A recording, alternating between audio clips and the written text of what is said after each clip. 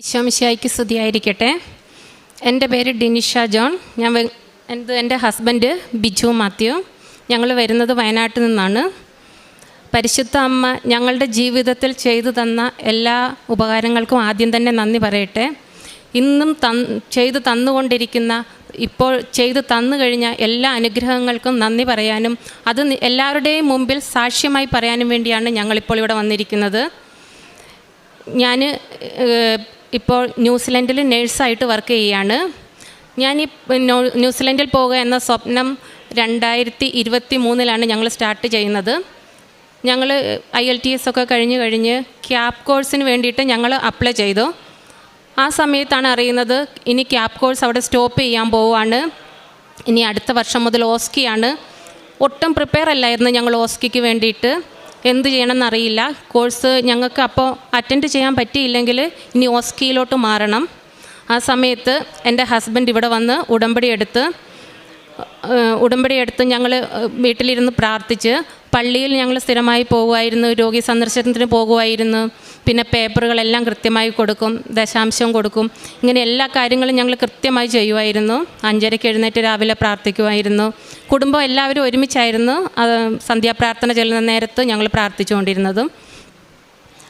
ഉടനെ തന്നെ അധികം താമസിയാണ്ട് തന്നെ ഞങ്ങളുടെ ഫ്രണ്ട്സിന് ആർക്കും കിട്ടിയില്ല. ഞങ്ങൾക്ക് പെട്ടെന്ന് ക്യാപ് കോഴ്സിന് ഡേറ്റ് വന്ന് ഞങ്ങൾക്ക് പെട്ടെന്ന് തന്നെ തിയറിക്ക് നാട്ടിൽ നിന്ന് ചെയ്തോളാനും പിന്നെ പ്രാക്ടിക്കൽ ന്യൂസിലൻഡ് ചെയ്തോളാനും പറഞ്ഞാണ് അവർ മെയിൽ വിട്ടത്.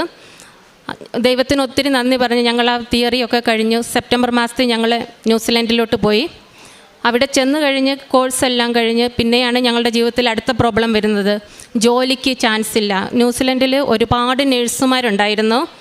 അപ്പോൾ എല്ലാവരും തിരിച്ചു വന്നുകൊണ്ടിരിക്കുകയാണ്. എൻ്റെ കൂടെ വർക്ക് ചെയ്ത പഠിച്ച പലരും തിരിച്ചു നാട്ടിലോട്ട് പോന്നു, ജോലിയില്ലാത്തതുകൊണ്ട്.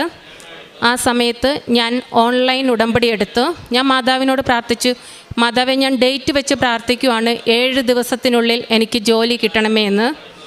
പരിശുദ്ധ അമ്മ അവിടെ ചൊരിഞ്ഞ കാരുണ്യമാണ്. 7ാമത്തെ ദിവസം ഉച്ച കഴിഞ്ഞ് എന്നെ ഒരു സ്ഥലത്തു നിന്ന് വിളിച്ച് 3:30 ആയപ്പോൾ ഇൻ്റർവ്യൂവിന് താല്പര്യമുണ്ടോ എന്ന് ചോദിച്ച്. ഞാൻ അപ്പോൾ തന്നെ യെസ് പറഞ്ഞു. അങ്ങനെ ഇൻ്റർവ്യൂ ഞാൻ പാസ്സായി. അപ്പോൾ തന്നെ എനിക്ക് അവർ പിന്നെ വിസയ്ക്ക് ടോക്കൺ നമ്പർ അയച്ചു തന്നു. എനിക്ക് ഓഫർ ലെറ്റർ പോലും കിട്ടിയില്ലായിരുന്നു. ടോക്കൺ എന്ത് പറഞ്ഞ് വിസയ്ക്ക് വേണ്ട കാര്യങ്ങൾ പ്രിപ്പയർ ചെയ്തോളാൻ പറഞ്ഞു. കാരണം ഓൾറെഡി വൈകുന്നേരമായി, അവരുടെ HR ഒക്കെ ക്ലോസ് ചെയ്യുന്ന സമയമാണ്. അതുകൊണ്ട് അവർ പറഞ്ഞ് അടുത്ത ദിവസം തന്നെ ഓഫർ ലെറ്ററും തരുന്നതായിരിക്കുമെന്ന്. ഞങ്ങൾ വിസയ്ക്ക് കൊടുത്ത് ഞങ്ങൾക്ക് പെട്ടെന്ന് തന്നെ വിസയും കിട്ടി. വലിയ കഷ്ടപ്പാടുകളൊന്നും വന്നില്ല. ഞാൻ ജോലിക്ക് കയറി. പരിശുദ്ധ അമ്മ കൂടെയുണ്ടെന്ന് ഞങ്ങൾ ഉറച്ച് വിശ്വസിച്ചാണ് ജോലിക്ക് പോയിക്കൊണ്ടിരുന്നത്. ഞങ്ങൾ ഉടമ്പടി പ്രാർത്ഥനകളെല്ലാം കൃത്യമായി ചെയ്യുന്നുണ്ടായിരുന്നു. പക്ഷേ എവിടെയോ എന്തോ ഒരു കുറവ് പിന്നെയും ഉണ്ടായിരുന്നു. ആ സമയത്ത് ഞാൻ വർക്ക് ചെയ്യുന്ന സ്ഥലത്ത് ഒരു ചെറിയ പ്രശ്നം വന്നു. എൻ്റെ ജോലിയൊക്കെ പോകുന്ന ഇതുപോലെയായി. ഞാൻ ഓൾറെഡി PR-ന് അപ്ലൈ ചെയ്തിട്ടിരിക്കുമായിരുന്നു. ഓൾമോസ്റ്റ് ഒരു 2 lakhs എബോവ് ആണ് ഞങ്ങൾക്ക് PR-ന് വേണ്ടി വന്നത്. അതൊക്കെ പേ ചെയ്തിരുന്ന സമയത്ത് എൻ്റെ ജോലി നഷ്ടപ്പെടുന്നത് പോലെയായി. ആ സമയം നമ്മൾ പിന്നെ ജോലി നഷ്ടപ്പെട്ട് കഴിഞ്ഞാൽ നമ്മൾ അപ്ലൈ ചെയ്തതെല്ലാം ക്യാൻസലായി പോകും. എൻ്റെ ഹസ്ബൻഡ് ഇവിടെ വന്നു ഓൺലൈനിൽ ഉടമ്പടി എടുത്തു, കക്ഷി പ്രാർത്ഥിച്ചു 1 മാസത്തിനുള്ളിൽ വിസ കിട്ടണമെന്ന്. 18ാമത്തെ ദിവസം ഞങ്ങൾക്ക് റെസിഡൻസി അടിച്ച് കിട്ടി, അപ്രൂവായി വന്നു. അതുകൂടാണ്ട് ഹോസ്പിറ്റലിലെ എല്ലാ പ്രോബ്ലംസും സോൾവായി. അവിടെയായിരുന്നു ഞാൻ ഓൺലൈനിൽ ഉടമ്പടി എടുത്തപ്പോൾ എനിക്ക് പള്ളിയിൽ പോകാനൊക്കെ ഇടയ്ക്ക് എൻ്റെ ഡ്യൂട്ടി ഇല്ലാത്ത സമയങ്ങളിലേ പറ്റുമുണ്ടായിരുന്നുള്ളൂ. പക്ഷേ പരിശുദ്ധ അമ്മയുടെ കരുണ എപ്പോഴും ഞാൻ എൻ്റെ ഫ്രണ്ട്സിനോടും എൻ്റെ സുഹൃത്തുക്കളുടെ ഇടയ്ക്കും ഒക്കെ പറയുമായിരുന്നു. ഞങ്ങൾക്ക് ചെയ്തു തന്ന അത്ഭുതങ്ങളൊക്കെ എനിക്ക് പറയുന്നതിന് ഒരു മടിയും ഇല്ലായിരുന്നു. അതുപോലെ ഉടമ്പടിയുടെ അതിൻ്റെ നല്ല വശങ്ങളും അതെങ്ങനെ നമ്മൾ എടുത്ത് മുന്നോട്ട് പോകാമെന്നൊക്കെ. അതുമൂലം പലരും ഉടമ്പടി എടുക്കുകയും ജോലി കിട്ടുകയും ചെയ്ത സാഹചര്യങ്ങളൊക്കെ അവിടെ ഉണ്ടായിട്ടുണ്ട്. ഞാൻ ഉടമ്പടി എടുത്തപ്പോൾ എനിക്ക് പിന്നെ രോഗി സന്ദർശനം അങ്ങനെയൊന്നും എനിക്ക് അവിടെ പോകാൻ, ഞാനും അവിടെ പുതിയതാണ്. അപ്പോൾ എൻ്റെ ഹസ്ബൻഡ് ആ കാര്യത്തിലൊക്കെ എന്നെ നാട്ടിലിരുന്ന് ഒരുപാട് സപ്പോർട്ട് ചെയ്തു. കക്ഷി സ്ഥിരമായി പള്ളിയിൽ പോകുവാനും പിന്നെ കൃപാസനം പത്രം കൊടുക്കാനും എല്ലാം തുടങ്ങി. പിന്നെ നാട്ടുകാരോട് കൃപാസനത്തിനെ പറ്റി എല്ലാം കക്ഷി പറയുമായിരുന്നു. അത് നമുക്ക് മാതാവ് തരുന്ന അനുഗ്രഹങ്ങളെ പറ്റി എല്ലാം കക്ഷി കൃത്യമായി പറഞ്ഞു. ഇന്ന് എന്നെക്കാട്ടും വലിയ ഒരു കൃപാസനം അമ്മയുടെ ഒരു ഭക്തനാണ് എൻ്റെ ഹസ്ബൻഡ്. കഴിഞ്ഞ മാസം കക്ഷി ഇവിടെ വന്നിരുന്നു സാക്ഷ്യം പറയാനായിട്ട്. അപ്പോൾ അച്ഛൻ പറഞ്ഞു വൈഫിനെയും കൂട്ടി വരാൻ. അതാണ് ഞാൻ പെട്ടെന്ന് തന്നെ ലീവ് എടുത്ത് ഞാൻ സാക്ഷ്യം പറയാൻ വേണ്ടി വന്നത്. അമ്മ ഇന്നും ഞങ്ങളുടെ ജീവിതത്തിൽ അനുഗ്രഹങ്ങൾ ചൊരിഞ്ഞുകൊണ്ടിരിക്കുകയാണ്.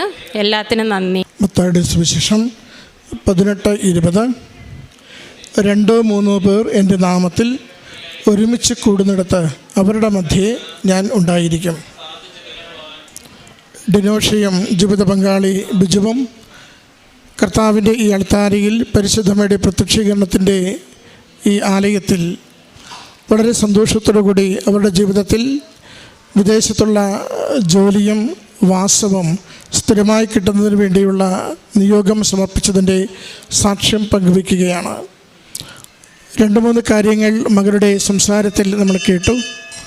ഒന്ന്, യുക്തി കൊണ്ടല്ല, ഹൃദയത്തിൻ്റെ ഭക്തി കൊണ്ടാണ് അമ്മ മാതാവിൻ്റെ അരികിൽ എന്നും ജീവിച്ചത്. വിദ്യാഭ്യാസമുണ്ട്, ജോലിക്കുള്ള പ്രാപ്തിയുണ്ട്, ചെന്നെത്തുവാനുള്ള സാധ്യതയുണ്ട്. അങ്ങനെ യുക്തി കൊണ്ട് നേടാനാവുന്ന, കഴിവ് കൊണ്ട് നേടാനാവുന്ന സാധ്യതകളെ മകൾ ഇങ്ങനെ മുൻപിൽ കാണുമ്പോഴും അത് മാത്രം കൊണ്ട് ജീവിതത്തിൽ അനുഗ്രഹമാവില്ലെന്ന തിരിച്ചറിവോടുകൂടി എളിമപ്പെട്ട് നിഷ്കളങ്കതയോടുകൂടി അമ്മ മാതാവിൽ ശരണപ്പെടുന്ന മനസ്സ് സൂക്ഷിക്കുന്നത് ആദ്യം ഇവർ പങ്കുവയ്ക്കുന്നുണ്ട്. നമ്മുടെ വിശ്വാസം എപ്പോഴും കൂടുതൽ അനുഗ്രഹിക്കപ്പെടുക എത്രത്തോളം ഹൃദയത്തിൻ്റെ എളിമയിൽ ദൈവത്തിൻ്റെ സന്നിധിയിൽ വ്യാപരിക്കുന്നു എന്നതിനെ ആശ്രയിച്ചാണ്. യുക്തി കൊണ്ട് നാം എല്ലാത്തിനെയും കാണുമ്പോൾ അത് കണക്ക് പോലെ ഇങ്ങനെ കീറിമുറിച്ച് നാം പോയിക്കൊണ്ടിരിക്കും. ഭക്തി സ്നേഹത്തിൻ്റെ വികാരത്തിൽ നിന്ന് ഉടലെടുക്കുന്നതാണ്. എന്നെ സ്നേഹിക്കുന്ന ദൈവം, എന്നെ സൃഷ്ടിച്ച ദൈവം, നാളിതുവരെയും എന്നെ പരിപാലിച്ച ദൈവം എനിക്ക് വേണ്ടി നന്മയുടെ പദ്ധതി നാളേക്കും ഒരുക്കിയിട്ടുണ്ട് എന്ന് വിശ്വസിക്കുമ്പോൾ മറ്റെല്ലാ കാര്യങ്ങളെയും മറന്നുകൊണ്ടും മാറ്റിക്കൊണ്ടും പൂർണ്ണമായി എൻ്റെ ദൈവത്തിൽ ശരണപ്പെടുന്നുവെന്ന് പറയുവാൻ നമുക്ക് ഓരോരുത്തർക്കും സാധിക്കും. അതാണ് ഇവർ ആദ്യം തന്നെ ഒരാൾ നാട്ടിൽ തീർത്ഥാടന ഉടമ്പടിയും മറ്റൊരാൾ വിദേശത്ത് ഓൺലൈൻ ഉടമ്പടിയും എടുത്തുകൊണ്ട് ഞങ്ങൾ തുടങ്ങുന്ന ഈ വലിയ പ്രക്രിയയ്ക്ക് അമ്മയുടെ വലിയ സംരക്ഷണമാണ് അനുഗ്രഹമായി തീരുകയെന്ന് ഉറച്ച് വിശ്വസിക്കുന്നു. രണ്ടാമത്തത്, അവരുടെ ജീവിതത്തെ കുറേ കൂടി നൈർമല്യമുള്ളതാക്കുന്നു. ദൈവസന്നിധിയിൽ ചോദിക്കുവാൻ പറ്റുന്ന വിധത്തിൽ ഹൃദയ നൈർമല്യത്തോടുകൂടി ജീവിക്കുവാൻ തീരുമാനിക്കുന്നു. അതുകൊണ്ടാണ് പറയുക, ഡേറ്റിട്ട് പ്രാർത്ഥിച്ചു, തീയതി പറഞ്ഞ് പ്രാർത്ഥിച്ചു. 2 കാര്യങ്ങളും അവർ സൂചിപ്പിക്കുന്നത്, ഞാൻ ഇന്ന ദിവസം എൻ്റെ ജീവിതത്തിൻ്റെ ഈ മേഖലയിൽ അനുഗ്രഹിക്കപ്പെടണമെന്ന് ആഗ്രഹിക്കുമ്പോൾ അമ്മ മാതാവിൻ്റെ സംരക്ഷണം എനിക്കത് കൂടെ വരികയും ഞാനൊരു മകളെപ്പോലെ ചോദിക്കുമ്പോൾ ഒരപ്പനെപ്പോലെ എനിക്കത് അനുവദിച്ചു തരികയും ചെയ്യുന്നു. മൂന്നാമത് പറയുന്നുണ്ട്, സാധ്യതകളൊക്കെ അടഞ്ഞ് തിരികെ പോരേണ്ടി വരുമോ എന്ന് കരുതിയിരിക്കുന്ന നിമിഷത്തിൽ അവസാന നിമിഷം, അവസാന ദിവസം, അവസാന മണിക്കൂറിൽ ഒരു ഫോൺ കോൾ വരുന്നു, വരിക, ഒരു ഇൻ്റർവ്യൂ ഉണ്ട്, പങ്കെടുത്ത് നോക്കുകയെന്ന്. പ്രിയമുള്ളവരെ, നമുക്കത് കണ്ണുകൾക്ക് ചിന്തയ്ക്കൊരു പക്ഷേ അപ്രാപ്യമാണ്. 7ാമത്തെ ദിവസം, അത് ഇനി അധിക ദിവസം മുൻപോട്ട് പോകുവാനില്ല, തിരികെ പോരേണ്ടി വരികയോ ജീവിതം പ്രതിസന്ധിയിലാവുകയോ ചെയ്യുമെന്ന് കരുതുന്ന നിമിഷങ്ങളിൽ അത് ദൈവികമായ ഇടപെടലിലൂടെ മകൾ പ്രാർത്ഥിച്ചതുപോലെ ഇൻ്റർവ്യൂവിലേക്ക് ക്ഷണിക്കപ്പെടുകയും അത് ജീവിതം സുരക്ഷിതമാക്കി നൽകുകയും ചെയ്യുന്നു. അമ്മ മാതാവിൻ്റെ ആലയത്തിൽ വന്ന് നമ്മുടെ ജീവിതത്തിൻ്റെ ഭാരങ്ങളെയും രോഗങ്ങളെയും പ്രതിസന്ധികളെയും കുടുംബത്തിൻ്റെ ക്ലേശങ്ങളെയും ഒക്കെ സമർപ്പിച്ച് പ്രാർത്ഥിക്കുമ്പോൾ നമുക്ക് അമ്മയോട് പറയുവാനുള്ളത്, ഞാൻ പൂർണ്ണമായി ശരണപ്പെട്ട് വിശ്വസിക്കുന്നു, ഞാൻ നിഷ്കളങ്കമായി സ്നേഹിക്കുന്നു, ആഗ്രഹിച്ച് പ്രാർത്ഥിക്കുന്നു, സംശയമില്ലാതെ ചോദിക്കുന്നു, അനുഗ്രഹിക്കണമേ എന്ന്. മറ്റൊരു ശ്രേഷ്ഠമായ കാര്യം, ഭാര്യയും ഭർത്താവും 2 ദേശങ്ങളിലാണെങ്കിലും ഒരേ മനസ്സോടുകൂടി ദൈവസന്നിധിയിൽ ചോദിക്കുവാനുള്ള അവരുടെ കരുത്താണ്. ഏതൊരു ദാമ്പത്യ ജീവിതത്തിലും കുടുംബ ബന്ധത്തിലും ഇത് വളരെ പ്രധാനപ്പെട്ടതാണ്. ഒരേ മനസ്സോടുകൂടി ഒരേ ആഗ്രഹത്തോടുകൂടി ഒരു അനുഗ്രഹത്തിന് വേണ്ടി പ്രാർത്ഥിക്കുവാനാവുക. അതിൻ്റെ കൂടി ഫലവും സാക്ഷ്യവുമാണ് ഈ മക്കൾ ഈ അൾത്താരയിൽ ഇന്നിപ്പോൾ പരസ്യമായി പ്രഖ്യാപിക്കുന്നത്. ഈ കുടുംബത്തിൽ ലഭിച്ച എല്ലാ അനുഗ്രഹങ്ങളെയും സ്നേഹത്തോടും സന്തോഷത്തോടും ദൈവസന്നിധിയിൽ സമർപ്പിച്ച് അമ്മ മാതാവിനും തിരുക്കുമാരനും നന്ദി അർപ്പിച്ചുകൊണ്ട് കരഘോഷത്തോടു കൂടി നമുക്ക് ദൈവത്തിന് നന്ദി പറയാം.